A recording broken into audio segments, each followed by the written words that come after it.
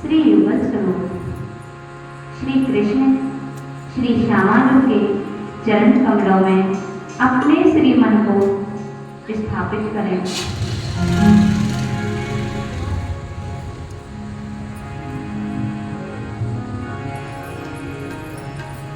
मेरा आँखों की कृपा से, मेरा आँखों की कृपा से सब काम हो रहा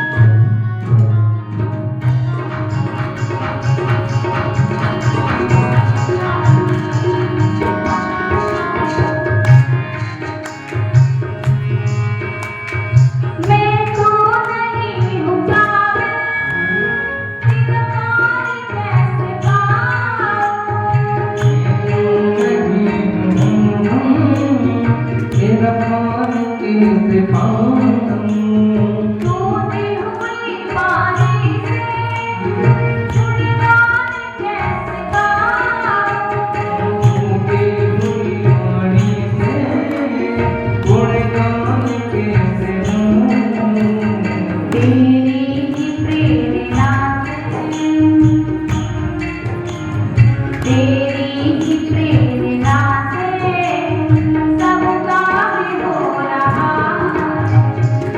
तेरी ही प्रेरणा से सबका भी हो रहा मेरा आपकी कृपा से सबका भी हो रहा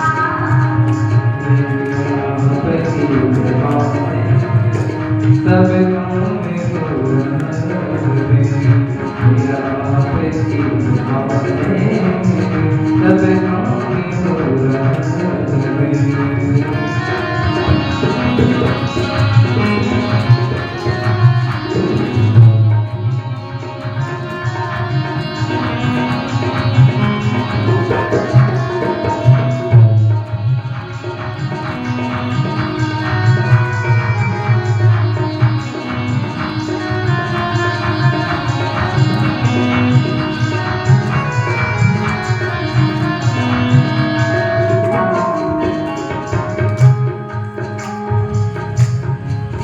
मुझे हर कदम कदम पड़ा तूने दिया सहारा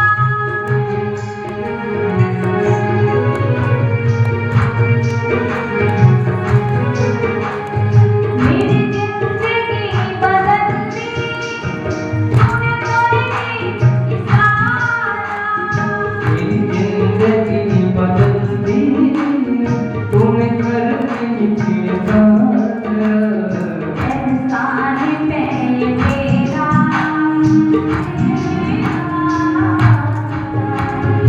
एहसान पे तेरा एहसान हो रहा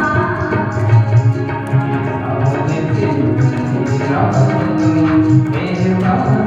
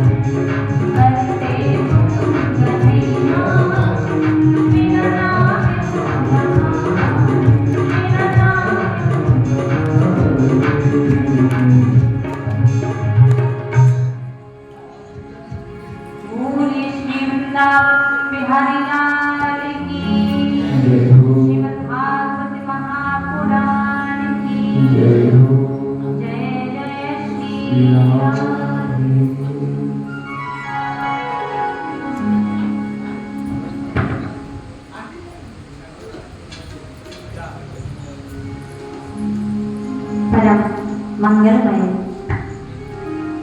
भगवत स्वरूप प्रभु श्री बालकृष्ण के प्रति स्वरूपा मूर्ति श्रीमद् भागवत महापुराण तथा प्रेमियों, गोविंद की महती कृपा से, मां दुर्गे के दिव्य आशीर्वाद से, संत महान भावों की सानिध्य में ये श्रीमद् भागवत यानी यज्ञ सप्ताह का तृतीय दिवस चल रहा है।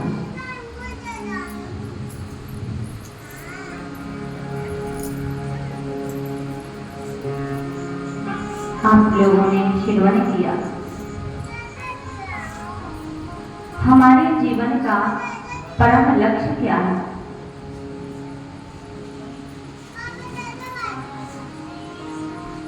हमारे जीवन का परम धर्म क्या है।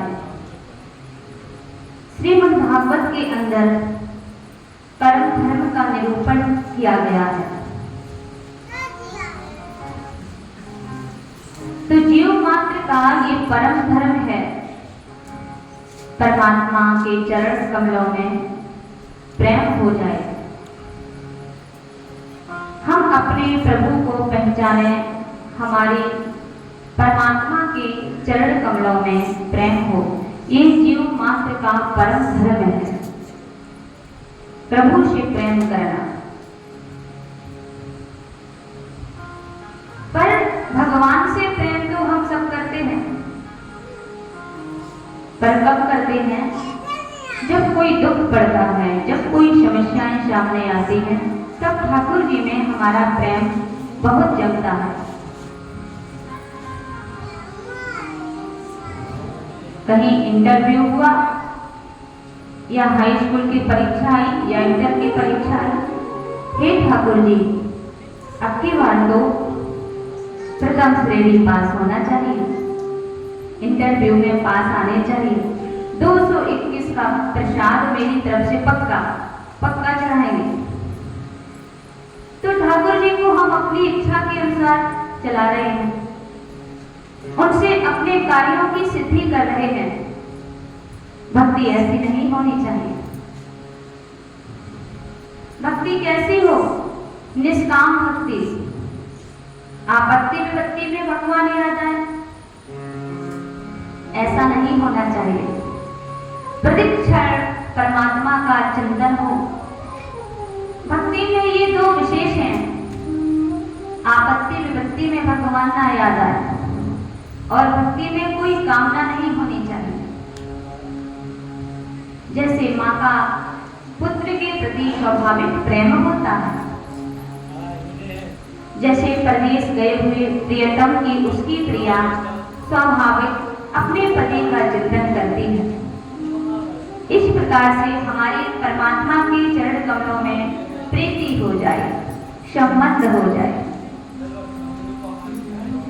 तो जब इस प्रकार परमात्मा के चरण कमलों में जब प्रीति हो जाएगी, तो जगत से स्वतः वैराग्य हो जाएगा। मीराबाई का तो गिरधर गोपाल से ऐसा मन लगा कि उनको घर छोड़ने की आवश्यकता नहीं पड़ी। भगवान के चरण कमलों का ऐसा प्रेम जगा कि मुख से निकल गया, मेरे तो गिरधर गोपाल दूसरों ना कोई जाति सिर मोर मुकुट वीरो पति है सो। तो ये भक्ति पुष्टि कब होगी?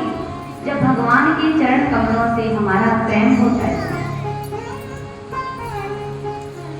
हम जितने भी धर्म अनुष्ठान करवाते हैं, जितने भी यज्ञ करवाते हैं, जितने भी धर्मानुष्ठान करवाते हैं, शास्त्रों में सबका एक ही फल बताया गया है, धर्मा सुनिष्ठिता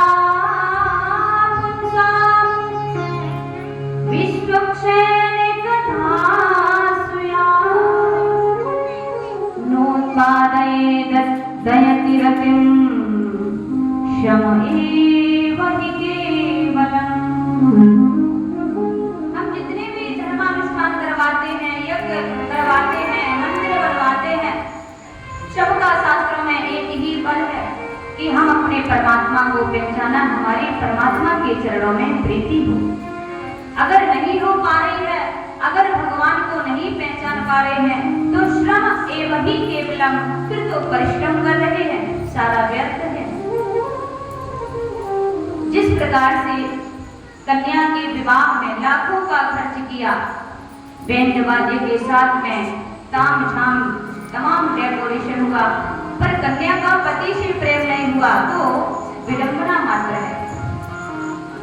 क्योंकि जब तक कन्या का पति से प्रेम नहीं होता है, तब तक संबंध नहीं बनता है, क्योंकि उसी से विचारधाराएं बनती हैं, संबंध बनते हैं। उसी प्रकार से जब तक हमारी परमात्मा के चरणों में प्रीति नहीं होती है, तो सारे धर्म अनुष्ठान कराना व्यर्थ ही रह जाता है। श्रम एवं ही केवलम।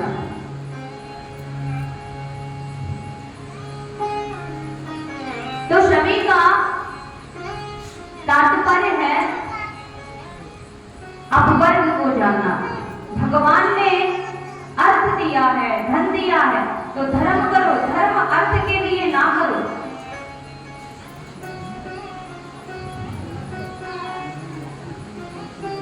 जीवस्व तत्व जिज्ञासा, हम अपने परमात्मा को जाने, हम अपने परमात्मा को पहचाने।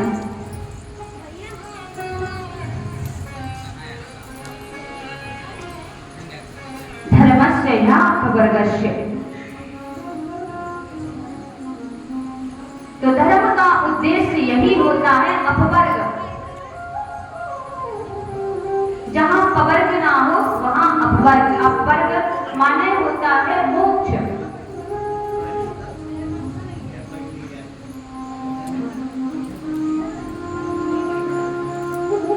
तो हम लोग तो कई वर्ग में बटे हुए हैं। पवर्ग, जहां पवर्ग ना हो वहां अपवर्ग। क्षत्रिय वर्ग, ब्राह्मण वर्ग, वैश्य वर्ग, अनेक वर्गों में बटे हुए हैं। पर जहां जाने के बाद सभी एक ही वर्ग के हो जाते हैं, वो अपवर्ग है। और ऐसे अपवर्ग को जान लेना ही धर्म का उद्देश्य है, कथा कराने का उद्देश्य है, भागवत सुनने का उद्देश्य है। पवर्ग माने पाप।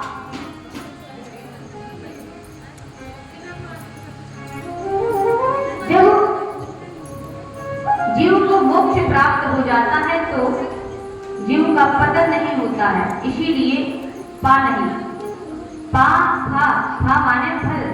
अगर हम कोई कार्य करते हैं या भगवान की पूजा करते हैं तो फल की इच्छा रखते हैं, तो मोक्ष हो जाने के बाद फल की इच्छा भी समाप्त हो जाती है, तो भा भी नहीं। पा भा बा मान बंधन। मुक्त हो जाने के बाद जीव सारे बंधनों से मुक्त हो जाता है। पा भा बा भा माने भय। जब मोक्ष हो जाता है तो सारे भय समाप्त हो जाते हैं। पा भा बा मां माने मृत्यु, और मृत्यु की भी पीड़ा सदैव के लिए समाप्त हो जाती है मोक्ष पाने के बाद। तो पतन फलासा बंधु भय, मृत्यु जहां पर जाए, पापा रहित सो अपवर्ग कहाए। तो जहां पवर्ग नहीं वहां अपवर्ग, और ऐसे अपवर्ग को जान लेना ही धर्म का उद्देश्य है। जब उस परमात्मा से प्रेम हो जाएगा, उस परमात्मा को पहचान लोगे, तो तुम्हारे हृदय की सारी गलतियां छूट जाएंगी, बुद्धि में जितने संशय हैं मिट जाएंगे, और उस परमात्मा को मानव जीवन में ही जाना जा सकता है। और जितने भी शरीर है ना, वो भोग के हैं। पशुओं को भूख लगी, भोजन कर लिया, सो गए, पर जो पशुओं में वो मानव जीवन है, मानव जीवन की श्रेष्ठता इसलिए है कि हम साधना कर सकते हैं, हम अपने परमात्मा को पहचान सकते हैं, जिसको जानने के बाद कुछ जानना शेष नहीं रह जाता।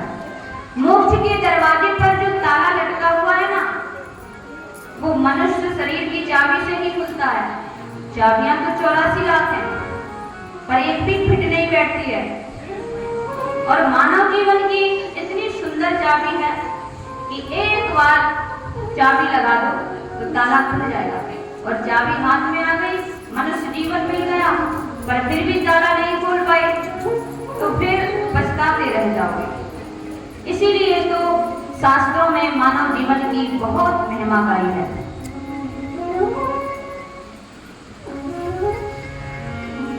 बड़े भाग्य मानस तने पावा, तुम्हें दुर्लभ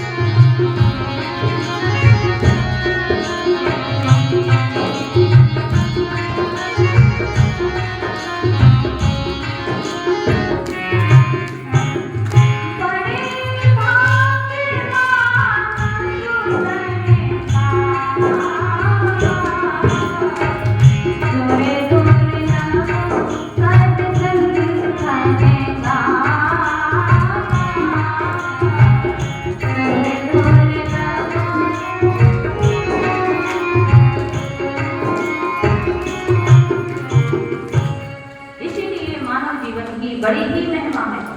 इसीलिए साधना करो और अपने जीवन का सदुपयोग करो।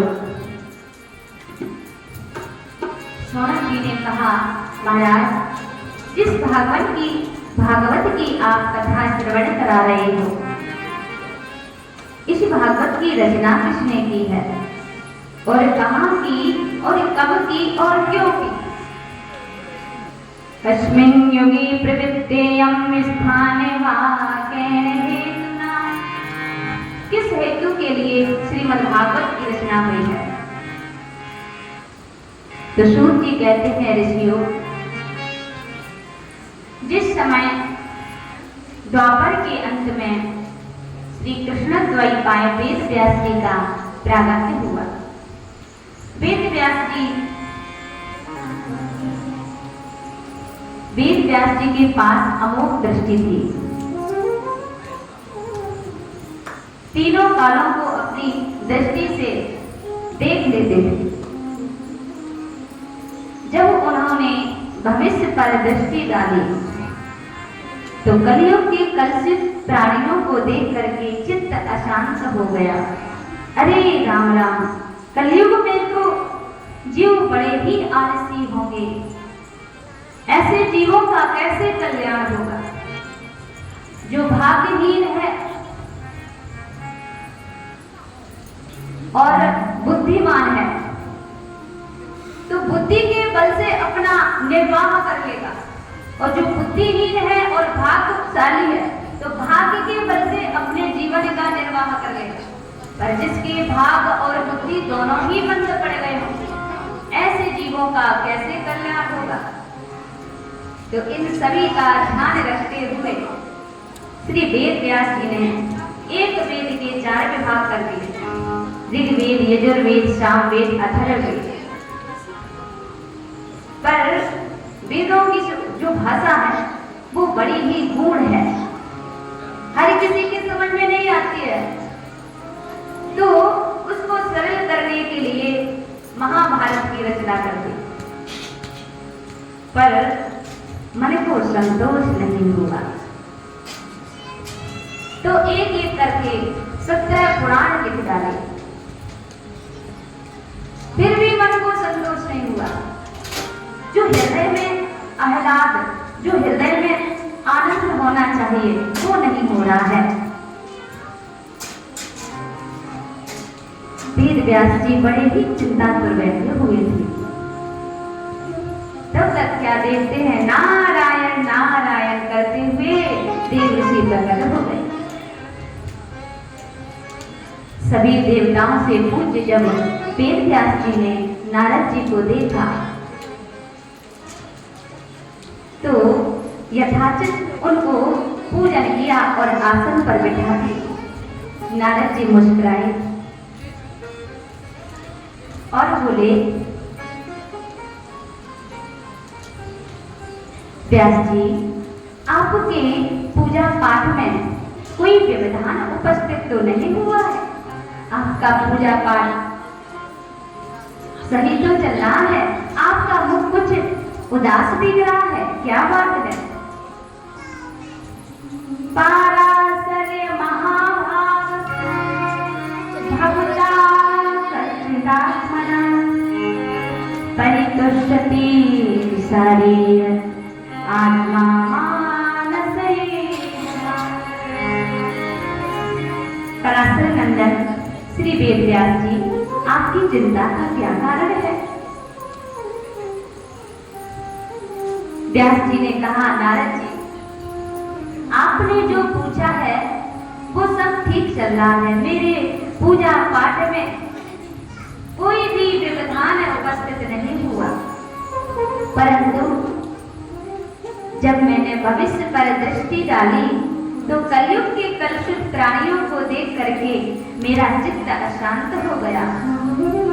तो जीवों के कल्याणार्थ मैंने बड़े बड़े ग्रंथों की, वेदों की रचना कर दी, पर मेरे हृदय में अभी भी शांति नहीं है कि मैंने जीवों के कल्याण के लिए कुछ किया है। और वो शांति क्यों नहीं है महाराज, मैं नहीं जानता। नारद जी ने कहा, तो मैं बताऊं? अरे बड़ी कृपा हुई, बताइए। तो अब श्रीमद् भागवत में लिखते हैं, श्री नारदवाच। अब देखो, पहले लिखा था नारदवाच, अब श्री लगाई, क्यों लगाई? बोले पहले तो नारद जी बोल रहे थे, अब श्री इसलिए लगाई है।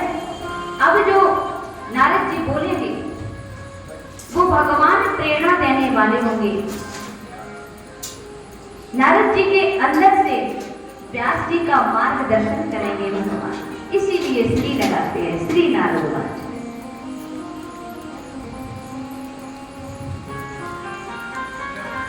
भागवत का मतलब भागवता प्रोक्तम भागवतम। सर्वप्रथम ये भागवत भगवान ने ब्रह्मा जी को दी, तो वो क्या था?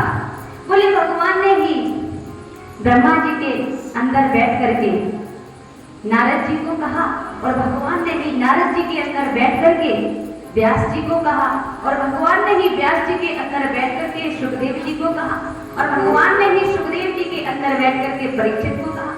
तो बोलता हुआ तो कोई और दिखता है, परंतु अंदर से जो प्रेरणा देने वाले होते हैं वो भगवान होते हैं। नारद जी ने कहा, व्यास जी, आपने अपनी लेखनी पर कितना चमत्कार दिखाया। कहीं कहीं तो ऐसे वाक्य बोल दिए कि लोगों की तो बुद्धि ही चक्कर खा जाती है। कहीं कहीं लोगों ने अर्थ का अनर्थ कर दिया। पर तुम कितना अच्छा बोल रहे हो, कितना व्याकरण सम्मत बोल रहे हो।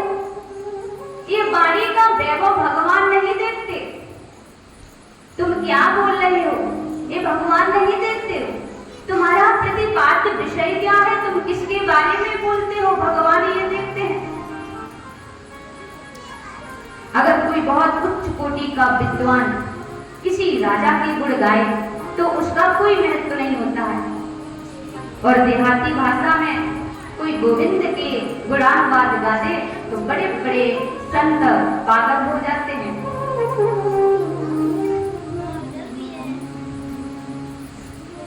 अकबर के दरबार में बड़े महान कवि बैठे थे और सभी अकबर के गीत गाते थे। जब अकबर ने सूरदास की महिमा को सुना, अरे भाई अंधा होकर की गजब की कविता गाता है, तो दरबार में बुलाया गया। सूरदास जी दरबार में आए और सुना दिया ठाकुर जी का सुंदर सा पद।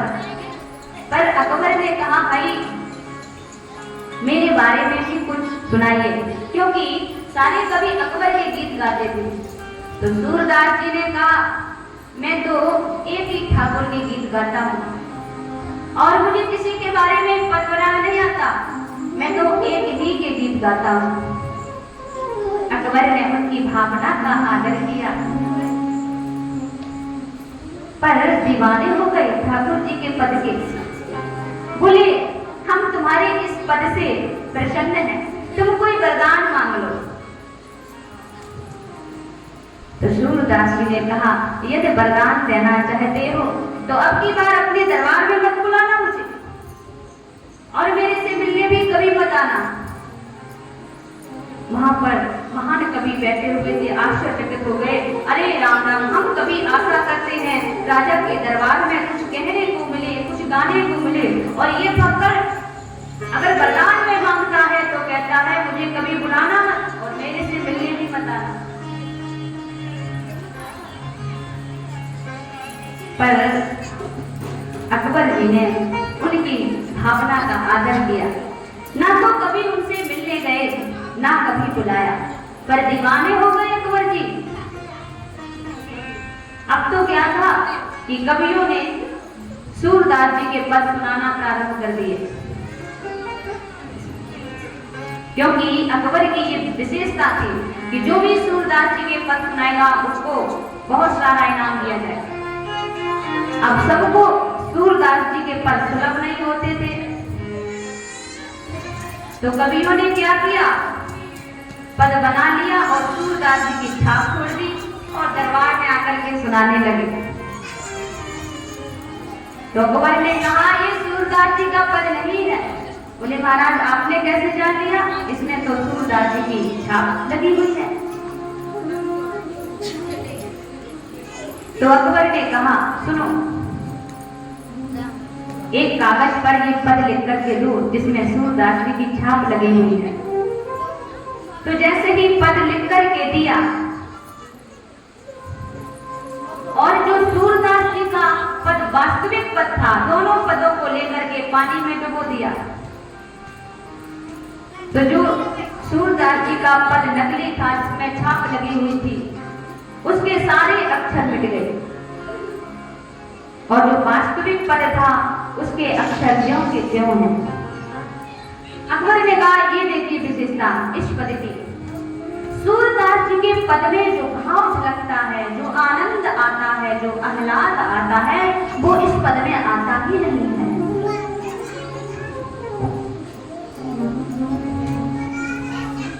इसीलिए व्यास जी, तुमने इतनी विचित्र विचित्र भाषा का प्रयोग किया,